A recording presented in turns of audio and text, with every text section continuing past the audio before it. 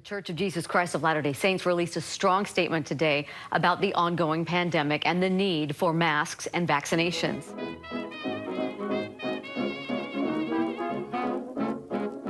My name is Brittany. I am Mormon or LDS. I am vaccinated. My name is Allie and I'm LDS and I have not received the COVID-19 shot. January 19th of this year, President Nelson and his wife Wendy joined other senior church leaders in receiving their vaccinations. Then he reminded church members that many had worked, prayed, and fasted for the vaccines. So I personally was fully vaccinated as a child. For my own children, I have one child who was fully vaccinated up until around age 2, and then the rest of my children have not been vaccinated, and we don't plan to vaccinate our children further or ourselves further. I am vaccinated because I believe in science. I've been vaccinated like my whole life with other things, and I trust science. And that is one thing that I do appreciate about our current prophet, is that he is a science man. He was a surgeon before he became an apostle. So he's kind of like my guy. So he's science and religion mixed together, which is like what I am too, because I used to do geology. No, not everyone agrees on the dangers of COVID-19 or even wearing masks to stop the spread of the virus. But this vaccine will benefit everyone, hopefully ending this pandemic. This is baby Danielle. She is 3 months old and she is not vaccinated.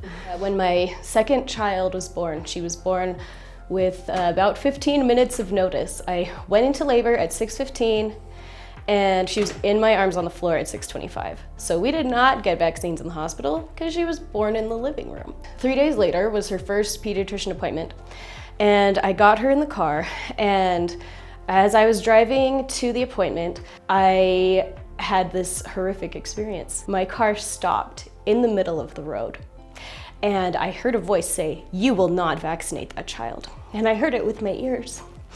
And I was terrified, and I said, "Oh my gosh, God, is that you? What's happening?" And I heard it again, "You will not vaccinate this child." And I said, "Okay, oh my gosh, okay, well, if it's you, God, then okay, I won't vaccinate this child, but you have to make my car start because I'm going to die on this highway." And my car started. I said, okay, I have to figure out why this is not a good fit for my family. Why did God tell me not to vaccinate this child? And what I found led me to choose against vaccines for my own children and for myself, and my husband has opted out of them as well. As a physician and surgeon, I have great admiration for medical professionals, scientists, and all who are working around the clock to curb the spread of COVID-19. I appreciate that our prophet is leaning on science and his faith. For example, like at the beginning of the pandemic, he was like, let's all fast and pray together. And now he's kind of embracing, him and the first presidency, they're embracing, science and saying, we should all be vaccinated. If you love thy neighbor, we should wear our masks to protect each other. We should get vaccinated. So to me, I appreciate that because it's important for people to see that science and religion can be balanced and can coexist together.